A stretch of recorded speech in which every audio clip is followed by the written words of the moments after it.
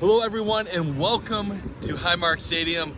I'm Mike, joined by Anthony Prohaska, where the Bills just had their return of the blue and red scrimmage. Anthony, what are your overall thoughts to take away from tonight's scrimmage? First thing is not football related. I'm sore in my legs and my knees from the seats, but it was worth it. It was awesome to see everybody kind of come out and start to scrap a little bit. It was a good scrimmage atmosphere. I saw a little more physicality than I thought. Some pads popped a little bit, especially with the second and third team dudes, which I guess is kind of expected to a degree now, with everybody trying to make a name for themselves, trying to make a roster spot with a little more physicality starting to show up a bit. I thought overall the defense had the advantage today. I tweeted it earlier, especially in the trenches. Offensive line related, first team I thought did better than second and third team, but overall I would say the defense had the advantage, especially in the trenches. Offense looked good in the red zone, especially from a first team perspective, but I have some concerns with the O-line, but I thought a good day from the defense overall with some highlights from the offense. What about you? What are your major takeaways? Yeah, that's kind of the same things I was taking away. Defense definitely had the upper hand. Didn't matter if it was first team, second team, third team. It was kind of throughout. I didn't really love the performance by the offensive line today. James Cook had a dynamic run from the two that probably got them close to midfield. Obviously not really much tackling today in the scrimmage. But it was a struggle in the passing game for the most part. They figured it out in the red zone inside the 5 late. But you saw some drops. Gabe Davis had a drop. Dalton Kincaid looked like he might have had a drop. I don't know if there was a play by the linebacker to get the hand. And then Dawson Knox had one that looked like it went through his hands and off his helmet. He started to stumble and fell. Yeah, a little bit off balance. So the offense, it was a little bit missing today, but not the end of the world, not the biggest thing. But some positive stuff to talk about the defense. We can say a few things about them and how they flashed tonight. Absolutely. Again, I think it starts with the trenches. You saw Greg Rousseau had a sack on Josh Allen on a boot from Allen early on. Leonard Floyd had juice off the edge. You saw penetration there. And then on the interior as well, it's a couple plays from Poona Ford. And just the ability from the defensive line to gum up the works. But the second team, I think, is really where things stood out, with Shaq Lawson having an effect, but really A.J. Epinesa and Boogie Basham really having their way with the second team tackles. A lot of pressure off the edges, a lot of juice off the edges. Again, penetration, reestablishing the line of scrimmage. So it started for me with the trenches there on the defensive line. Next level linebackers. My standout linebackers from tonight were Terrell Bernard, and I know that everyone's going to hate this other answer, A.J. Klein. Klein crushed it against the third teamers to the point that when the first teamers went back out there, he stayed on the field with Terrell Dodson and was making some plays. Just a ton of juice, a lot of physicality, but Terrell Bernard really caught my eye at the linebacker spot. He was shooting gaps against the run. He had several successful blitzes that would have either resulted in a sack or a holding call. He was making tackles in the open field on underneath routes in the flat or slide routes, just kind of everywhere. He had that one on the Kincaid kind of drop maybe. He sank underneath Kincaid and influenced that catch, whether he got a piece of it directly or threw off Kincaid's eyes to lead to a drop there.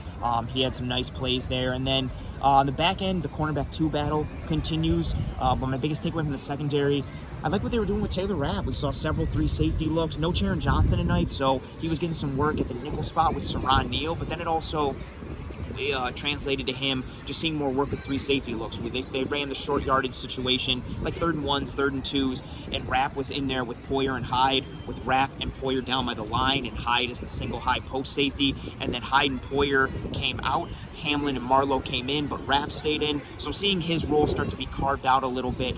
Again, he's somebody I'm excited for, considering his pedigree and experience and seeing where he plugs in. What about for you for the defensive side of the ball? Yeah, so the D-line was pretty good today, pretty stout. You mentioned Rousseau with the sack. Yeah. But A.J. Epinesa also was getting in the backfield, making some plays.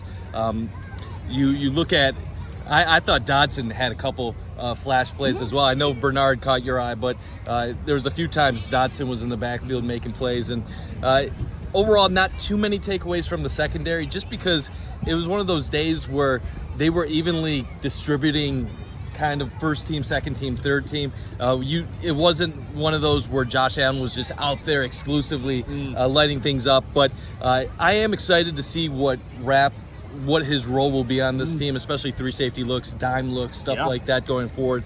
But I would say defense easily had themselves the better of the day of the two units. I do have a few final thoughts too. I know this isn't going to be considered a big deal, but Kyle Allen had some struggles today, especially possessing snaps, whether it was under center or from shotgun.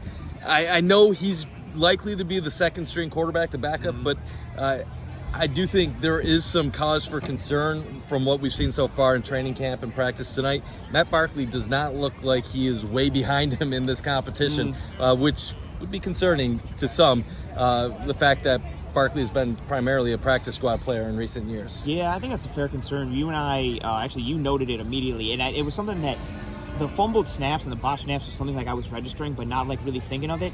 And as soon as you said it, it was down in the low red zone when they were doing red zone work, and I think he had like 2 or 3 straight that he fumbled, and you were like, that's got to be like 5 or 6 for him tonight. And I started playing in my head, and it was throughout the entirety of the field, whether they were starting backed up in the shadow of their own goal line, moving forward from there. So interesting to see whatever transpires from his development there.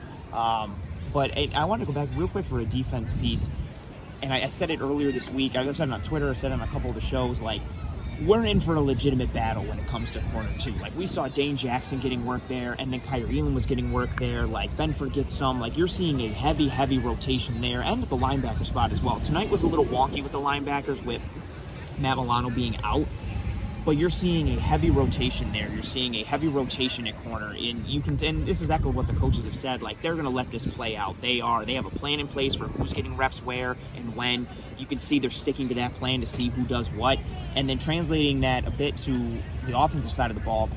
Similar spot at right guard. Like, we were seeing Ryan Bates get work as the second team center, but also the first team guard. We're seeing Cyrus Torrance getting work as the first team guard and the second team right guard. So a lot of these camp competitions obviously will start to shake out as we get further into the preseason and further through camp. But tonight, I think, just added to a lot of, I think with the scrimmage coming through, people want to be like, okay, so who's the leader for this position? Or who's the leader for this? And right now, it's just like, we got more muddiness, we got more murkiness. Like, there's a lot more questions than answers. Some are, more positive questions than negative per se. And even with the third wide receiver battle, like Khalil Shakir looked good tonight. He had a touchdown in the red zone. Sherfield looked good. He had a nice catch in the back of the end zone. Hardy's getting some work. I would say Sherfield and Shakir look like the leaders for wide receiver 3.